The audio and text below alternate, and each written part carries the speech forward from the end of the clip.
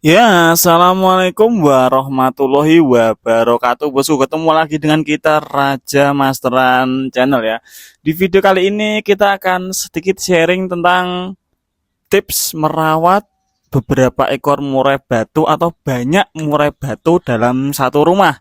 Pengondisian saat harian itu bagaimana supaya meskipun kita rawat banyak murai batu dalam satu rumah, tetapi burung secara performa tidak terganggu atau enggak mengalami masalah di performanya meskipun harian kumpul bareng banyak murai batu dalam satu rumah ya bosku ya. Kita akan kupas tuntas, jangan di skip-skip, simak sampai akhir ya bosku ya, oke.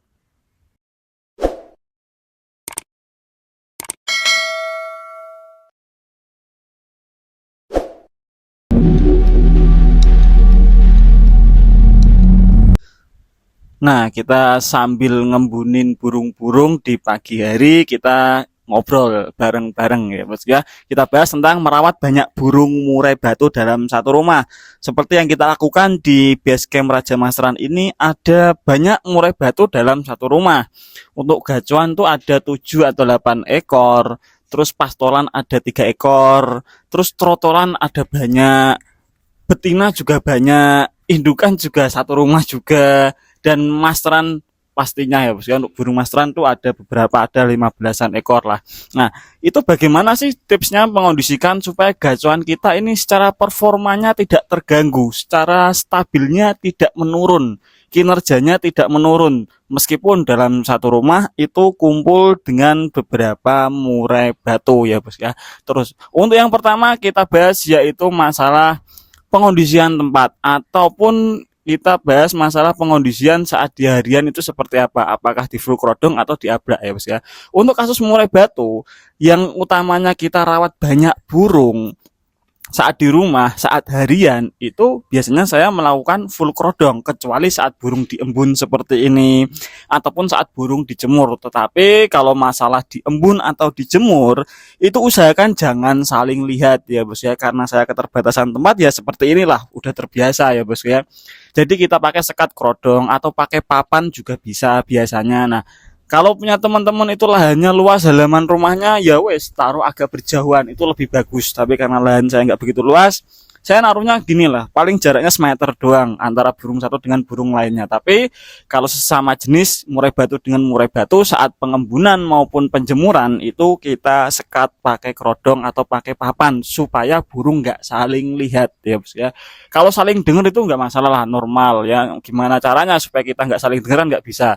Yang penting nggak saling lihat. Kalau burung saling dengar, misal ada burung baru, mungkin dia akan emosi, kuar-kuar, bongkar materi, tarung segala macamnya. Tetapi kalau burung ini sudah terbiasa ya bos ya, kumpul saat harian seperti ini, satu rumah dengan banyak burung, dan mungkin dia udah kali saling kenal ya bos ya, itu dia nggak begitu ngotot ya bos ya, paling cuma saut-sautan ngukluk saja, dan itu nggak begitu pengaruh asal nggak saling lihat tadi yang saya maksud ya. Saling dengar nggak masalah. Kalau sudah terbiasa kumpul dengan banyak burung nggak bakal tarung juga kok. Kalau baru mungkin tarung, tapi kalau sudah terbiasa ya 3 minggu 4 minggu itu nggak bakal tarung lagi, cuman ngukluk-ngukluk saut-sautan kayak gitulah, normal ya bos ya. Nah, itu saat kita pengondisian embun dan jemurnya. Nah, terus untuk pengondisian mandinya, kalau karena saya rawat beberapa burung ini dan karakter minta mandinya atau settingan mandinya harian itu berbeda-beda. Ada yang pagi, ada yang sore. Jadi saya jadwal ya bos ya. Kalau jadwalnya mandi pagi ya wes kita mandikan yang jadwalnya pagi, yang jadwalnya mandi sore ya wes gantian. Kalau karamba kita cuman ada berapa ini, 2 atau 3 bos ya. Karamba untuk mandikan burungnya biar bergantian tadi. Nah, terus yang paling penting adalah pengondisian saat di rumah, saat harian ini. Murai batu kita wajib full krodong kalau kita rawat banyak burung seperti ini supaya nggak saling lihat dan nggak begitu faktor ya bos ya. Nah, bisa disiasati juga ketika burung kita ini terlalu gampang faktornya, itu kita taruh juga di antara murai batu tadi, tengah-tengahnya kasih masteran yang suaranya kenceng, macam cak jenggot ataupun kapas tembak ataupun jalak suren ataupun lovebird, intinya masteran yang gacor ya bos ya.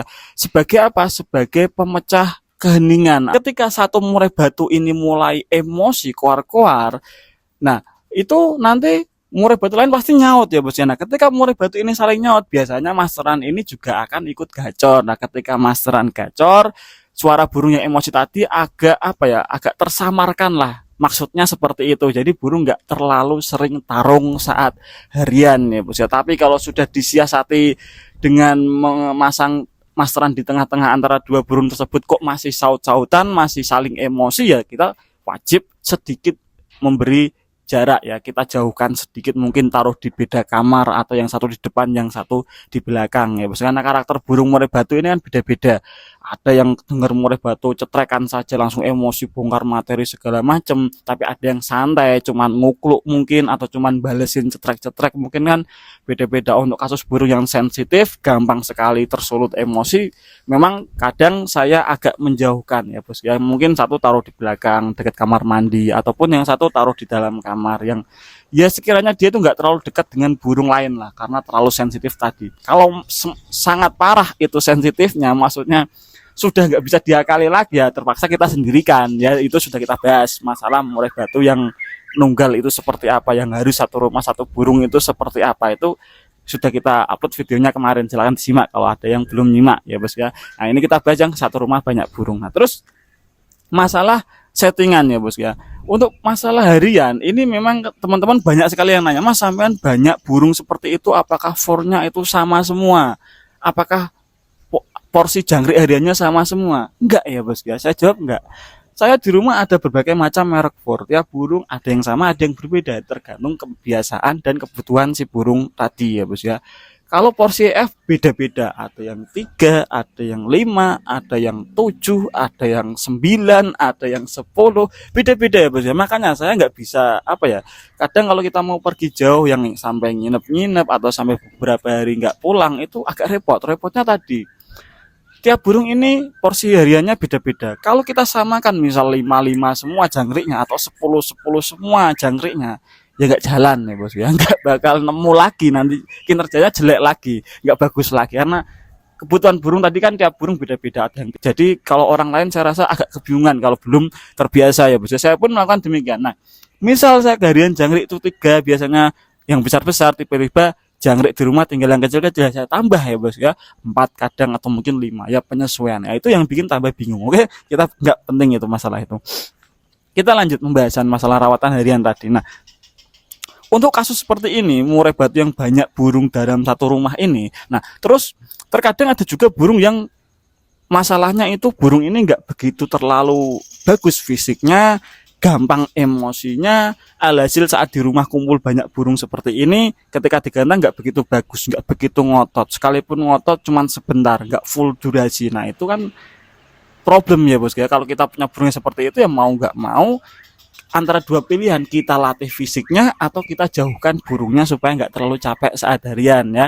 Kalau dijauhkan itu sudah tak bahas di video sebelumnya masalah murai batu nunggal. Kalau memang kita nggak bisa menjauhkan burung, ya mau nggak mau kita tetap latih fisik si burung ini agar punya stamina yang bagus. Jadi meskipun di rumah gacor, di gantangan saat kita gantang, kita lombakan, itu enggak mempengaruhi kualitas tarungnya saat ketemu lawan ya bos ya. Secara durasi nutup, volumenya oke, secara dia emosi juga enggak berlebihan, karena burung yang gampang emosi dan fisiknya enggak begitu bagus biasanya gampang sekali terjadi over emosi, lost control, enggak tarung tapi ngejar. Itu banyak sekali kasus ya bos ya. Nah terus kembali lagi masalah rawatan ini ya bos ya. Kalau saya pribadi ya bos ya, dari dulu saya rawat burung, mau rawat 1-2 ekor burung ataupun banyak seperti ini, untuk rawatan mandi itu beda-beda. Kalau mandi kita nggak bisa tiap hari, settingannya beda-beda. Kalau masalah embun, jemur dan bersihin sangkar, itu saya lakukan tiap pagi ya bos ya. Semua kita bersihkan tiap pagi, ganti minumnya,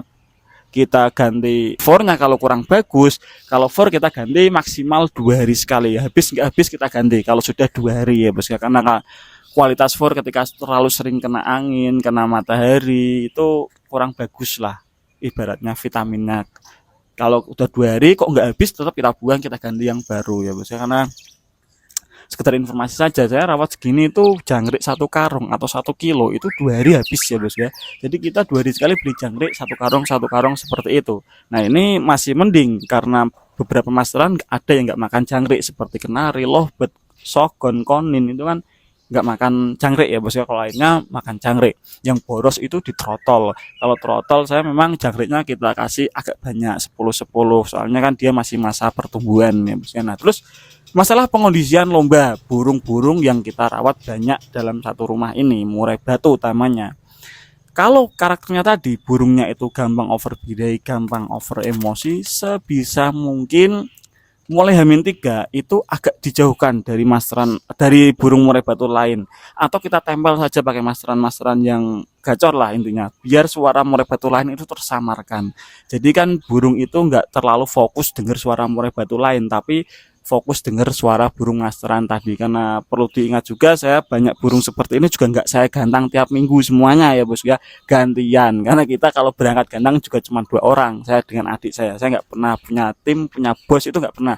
Mau gantang latber, latpres, event segala macam kita berangkat sendiri, ternak sendiri, setting sendiri, rawat sendiri, gantang sendiri, beli tiket sendiri pula. Oke, untuk settingan burung-burung yang kita rawat banyak ini kadang kan sedikit apa ya, mengalami kendala masalah pengondisian tadi. Kalau karakternya memang harus simpen tenaga ya kita mau nggak mau kadang saya titip ke tetangga ya bos ya, atau mulai H-2 itu, atau kita mulai H-3 itu titip di rumah temen ya, nggak begitu banyak murai. Kan ada beberapa teman saya yang suka rawat burung masteran macam kenari, lovebird, tapi nggak suka rawat murai karena dia males rawat burung yang makannya jangkrik. Jadi dia sukanya burung-burung yang kayak gitulah, lovebird, kenari, konin kayak gitu. Oke, nah kita titip biasanya kalau mulai H-3 itu, kalau karakternya burungnya memang harus di isolasi. Tapi kalau memang burungnya santai, terbiasa, nggak gampang emosi, nggak gampang birahi sih, aman-aman aja di rumah kita ya bos ya. Nah seperti itu. Terus yang jadi kendala ketika kita punya cuman 1 atau 2 ekor murai batu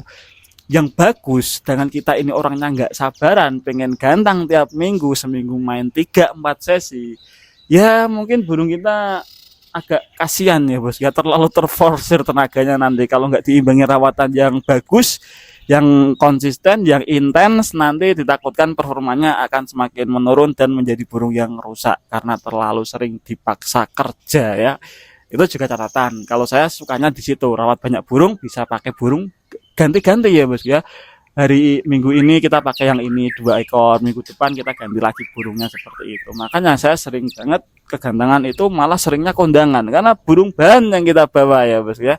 Bukan masalah apa-apa, saya kondangan terus sebenarnya juga cari pengalaman ya, karena kita dapat pelajaran itu ya dari kondangan. Kalau cuman menang dan menang itu pelajarannya apa? Nggak ada pelajarannya ya. Menang dan menang itu bonus ya, bonus setelah kita mempelajari kesalahan-kesalahan selama kita kondangan sebelumnya. Oke teman-teman, kalau ditanyakan tulis saja di kolom komentar. Terima kasih teman-teman yang menyimak video ini sampai akhir. Jangan lupa like, komen, dan subscribe Raja Masteran Channel. Saya Raja Masteran Channel undur diri. Wassalamualaikum warahmatullahi wabarakatuh bosku.